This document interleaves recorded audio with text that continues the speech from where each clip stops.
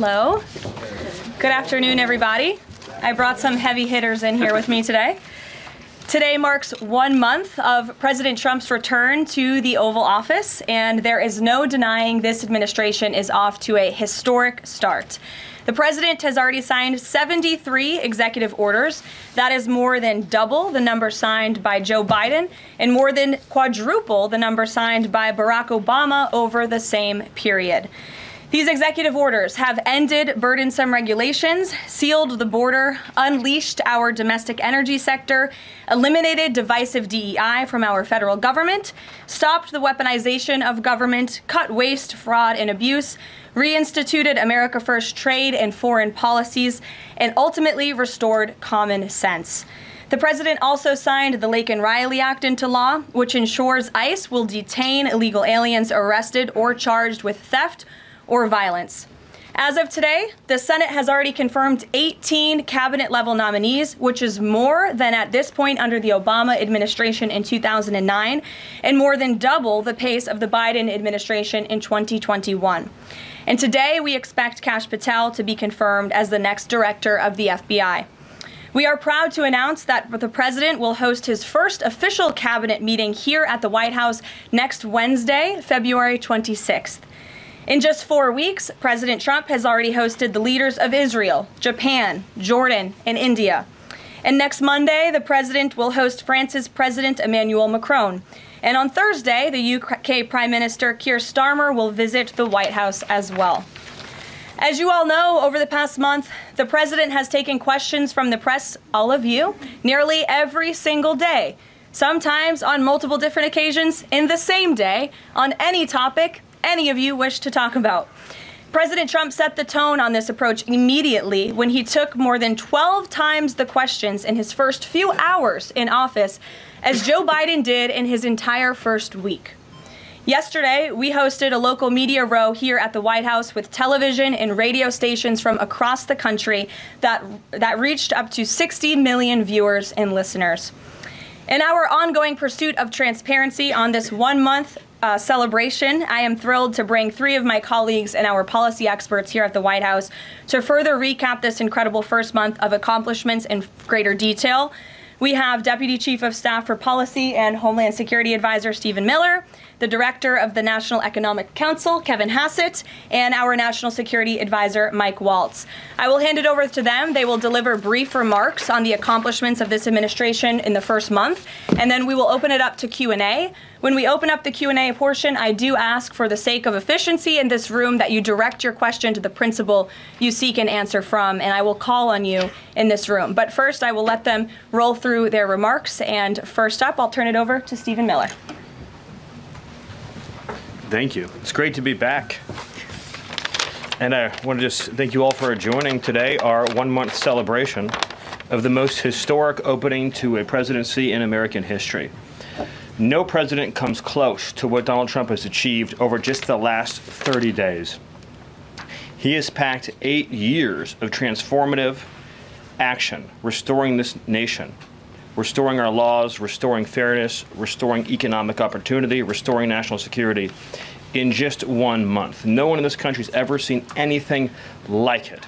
And when you look at the consequentiality and the significance and the transformative nature of the actions he's taking, it truly defies description. For example, in just one area, this nation has been plagued and crippled by illegal discrimination, diversity, equity, and inclusion policies. It's strangled our economy. It has undermined public safety. It has made every aspect of life more difficult, more painful, and less safe. He has ended all DEI across the federal government. He has terminated all federal workers involved in promulgating these unlawful policies. He has ended diversity, equity, and inclusion in all federal contracting. He has restored merit as the cornerstone of all federal policy, restored the full, fair, impartial enforcement of our federal civil rights laws for the first time in generations. And he has cracked down on individuals across this government and nonprofits who have engaged in illegal racial discrimination against the American people. This includes making clear to every educational institution in this country that ending diversity, equity, and inclusion, ending unlawful race discrimination is a precondition of receiving federal funds. He has also saved women's sports by ending the participation of men in women's sports. He has ended radical gender ideology across the entire federal government, and he's pressured the private sector to also end and combat radical gender ideology. He's reestablished the scientific and biological truth that there are only two sexes in this country, male and female, that those are biologically based determinations. They are not based and can never be based on gender identity. That includes rooting out of the Department of Defense all DEI policies, all critical race theory, all gender madness, and once again having a military that is focused solely and exclusively on readiness, preparedness, and lethality. As I'm sure Kevin will talk about more, of course, he has undertaken a historic cost-cutting effort across the federal government, launching the first ever Department of Government Efficiency, uncovering corruption on a scale that we never thought imaginable, terminating every single federal worker that we have found to be engaged in the corruption and theft and the waste of taxpayer dollars, and already saving $50 billion in a single year, which over a 10-year period would be $500 billion. Just think about how vast and enormous that sum is. Of course, as you all know, he has renamed the Gulf of Mexico to its correct and proper name, the Gulf of America. He has renamed Mount Denali into Mount McKinley, part of a historic effort to restore patriotism and national pride all across this land. He has ended the weaponization of the federal government, restored the Department of Justice to its true mission of combating threats to this nation and keeping the American people safe. He has ended all federal censorship of free speech. This has been one of the greatest crises that has plagued this nation. Years and years and years of the federal government violating the First Amendment to take away Americans' right of free speech. President Trump has ended that, and he has demanded that all federal workers, all law enforcement, cease any effort to intimidate the rights of Americans or to police their speech. He has also restored the death penalty at the Department of Justice, including for illegal aliens who commit murder, including for those who murder cops, and including for all of those who threaten Americans with heinous acts of violence. The death penalty is back. Law and order is back. The streets are being made safe once again. On the public health front, he has launched the nation's first ever commission, the MAHA Commission, Make America Healthy Again, following the historic confirmation of RFK Jr., to finally uncover the true root causes of the public health crisis in this country, the childhood disease epidemic in this country, the spiraling rates of pediatric cancer, and devastating childhood sickness. He has finally created a situation where the federal health agencies in this country will be focused on preventing disease, on keeping children from getting sick in the first place, not sentencing them to a lifetime in and out of hospitals, suffering needlessly, when we can find ways to prevent this epidemic of illness. Then, of course, on Homeland Security.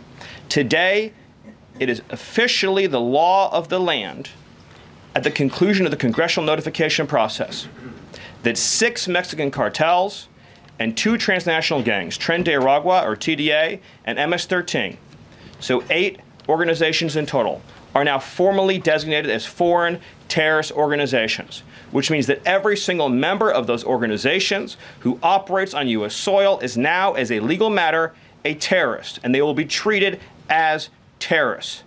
This is a sea change in U.S. policy, and this means the Department of Justice and the Department of Homeland Security, along with the rest of U.S. law enforcement and the Department of Defense, are now operating in a legal reality where these cartels are recognized as terrorists. And there will be a whole of government effort to remove these terrorists from our soil and to degrade their ability to threaten or undermine any American security or sovereignty interests. Border crossings, since the day he took office, are down 95%. I think it's almost impossible to even describe the scale and scope of that achievement. President Trump, within days of taking office, cut border crossings 95%. And those few who have dared to cross are being either prosecuted or deported. They're either facing significant jail time for trafficking, smuggling, harboring, aiding, impeding, or they're being immediately removed from our soil. Either way, at the end of the process, they are going home. He's re-implemented Remain in Mexico, and he has obtained historic cooperation from foreign countries all around the world in accepting their deportees back. And he has used the United States military to fully seal the southern border with a historic deployment of both active duty and National Guard troops, resumed the building of infrastructure. He has opened up Guantanamo Bay, and he's using military aircraft to carry out deportations all across this country. And ICE is joining with ATF, DEA, and FBI to carry out the largest deportation operation in American history. The criminals are going home. The border is sealed shut. America is safe, sovereign, proud, and free. We are a nation that everyone in the world understands all across this planet. You do not come here illegally. You will not get in. You will go to jail. You will go home. You will not succeed. This is the biggest and most successful change in any area of law enforcement that this nation has ever seen, and he did it in under 1 month. Thank you. Kevin Hassett. Yes. Well, thank you, Caroline. Thank you, Stephen. One of the things that President Trump cares most about is job creation, and it was about 7 years ago I had the honor of joining you in this room for the first time, and it looks like we've created a lot more jobs in the last month. Look at how many people are here. My estimate is about 180, but I didn't count. So thank you. It's really an honor to be back here. I think that I just want to go over a few things and then hand it off to Mike. The first thing is that the president has told us to prioritize fighting inflation. And he had to do that because, as you know, President Biden let inflation get completely out of control. And he did it with policies that made no sense. They made no sense. A lot of times people say to us, our friends, the journalists, why are you doing that? But I like to think, why did they do that? Why did they spend so much money? And then why did the Fed print so much money so that we had inflation as high as we've ever seen since Jimmy Carter? So why did they do that? So we're addressing inflation. We didn't have to address it in the first term because it was always in the ones, almost always. But we're going to get it back there. And how are we doing it? Well, we're doing it with a plan that President Trump and I and others have talked about in the Oval that involves like every level of fighting inflation. First, the macroeconomic level. We're cutting spending. We're cutting spending in negotiations with people on the Hill. We're cutting spending with the advice of our IT consultant, Elon Musk. And then we're also looking into supply side things, like restoring Trump's tax cuts, maybe even expensing new factories so that there's an explosion of supply. If you have an explosion of supply and a reduction in government demand, then inflation goes way down. And then one of the things that you want to say is, well, when are you going to see it?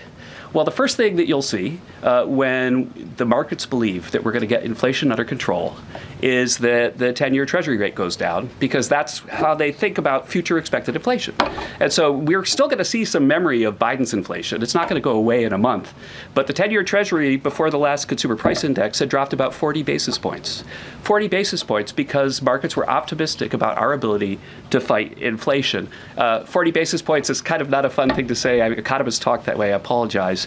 But the way to think about it is, for a typical mortgage, if that affects the mortgage rate, then it's going to save a typical family buying a house about $1,000 a year. And that's just in our first month. Okay.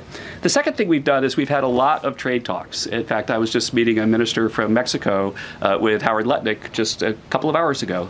And we're talking about reciprocal trade, and we're also talking about the fentanyl crisis. And so reciprocal trade is about our government treating other governments the way they treat us. We want trade to be fair. It turns out that Americans have been disadvantaged by foreign governments over and over, and President Trump wants it to stop. And the fact that struck me as most noticeable when I started to look at what President Trump was asking us to do is that last year we have data, U.S. companies paid $370 billion in taxes to foreign governments. $370 billion. Last year, foreign multinationals paid us $57 billion in taxes. We have 1/4 of world GDP. They have 3/4 of world GDP, and we're paying 370, they're paying 57. This is not reciprocal. We're going to try, or we're going to fix it. The other thing that we've done is we've had an all-of-the-above energy approach that's led by Doug Burgum and Chris and a really large team, EPA. And we've already made so many actions that are going to affect the price of energy and lower inflation. We've opened up 625 million acres to energy exploration. We've cut 50 years of red tape. that makes it so you can't have permits. And we've even made it so that when you go home, if you get a new one, then you can take a shower or flush a toilet or read under a light bulb. We're doing that too. So finally, let's just think about like the facts that we can see right now that we think are awesome. So guess what? Small business optimism has gone up by the most ever since President Trump came in. ISM, which is the measure of what's going on in manufacturing, it's expanding again for the first time in years. CEO confidence is the highest it's been in years. And the reason people are thinking this is that our policies give people cause for optimism. And then I want to reiterate what Stephen Miller said, because it's so important, and it's so important for financial markets to start to digest this, that if, say, the Treasury Secretary or any cabinet secretary with Elon Musk is able to find some savings, say $100 billion, well, in CBO land, that's actually like about 10 times that, or maybe 12 times that, over a 10-year window. And so when you're thinking about the negotiations right now over reconciliation and thinking about, well, 4 trillion, 5 trillion, well, those numbers in terms of the savings are going to end up being small because of all the waste that we're finding. And so we're incredibly optimistic about the future of inflation and the future of our economy. And we're optimistic because we're making so much progress so far, and we already see it in market prices. And with that, I'll hand it off to Mike. All right. Thanks, Kevin. Well, good afternoon. What a month, and what a sea change in our foreign policy. In addition to what we're doing on the border and restoring American sovereignty, in addition to what we're doing in our economy and the job creation and the inflation reduction, we are bringing the world back to where it was at the end of President Trump's first term, which is a world of peace, prosperity, and looking forward and getting us out of the chaos that we've just seen over the last 4 years. So over the last month, just to name a few, I had the honor of sitting in the Oval Office as President Trump spoke with President Putin, and then immediately spoke with President Zelensky, and both of them said only President Trump could bring both sides to the table, and only President Trump could stop the horrific fighting that has been going on now for the better part of 4 years, and that only President Trump could drive the world back to peace. Both of those leaders said that in back-to-back calls. And of course, we just had our historic talks mediated by our good friends and partners, Saudi Arabia. We give great thanks to Crown Prince Mohammed bin Salman for hosting, and sat down for the first time in years with the Russians and talked about a path forward with peace. On top of that, and one of the things that led to that was the tremendous confidence building measure that we had with the release of Mark Fogel. I'll remind everyone, the last time that we had an American released from the Russians, either we gave up a deadly spy, pressured our allies to give up a lethal killer, or we released, under the Biden administration, the world's most notorious arms dealer, Victor Bout, who, by the way, had one of his main clients for arms, the cartels in Mexico and Central America. We gave up none of that. This was released as a confidence-building measure, working with our great Middle East envoy, Steve Witkoff, and our Secretary of State as a first step towards opening these talks and then moving forward towards peace. On top of that, we've secured, just in a month, the return of 12 American hostages from Russia, from Bulgaria, from Venezuela, the Taliban, and Hamas. Excuse me, that's from Belarus, not Bulgaria. We also had, for the first time in quite some time, we took out a senior leader of ISIS, an international financier and recruiter that the military had been trying to take out for quite some time, and wasn't able to do so, frankly, because of a bureaucratic approval process. President Trump said, take him out, and that ISIS financier and leader is no longer on this earth. We've also taken action to eliminate other terrorist organizations in the Middle East. We drove, before the president was even in office, he started talking consequences for people that would hold Americans. Heretofore, there's been nothing but upside. You take an American, you get some better deal. You take another one, maybe you get a better deal. No more. There is now nothing but downside for taking Americans illegally, either as hostages or illegal detainees. And when President Trump sent a very clear message across the Middle East, but particularly to Hamas, that there would be all hell to pay, we suddenly saw a breakthrough. And now we just saw the release of yet another group of hostages.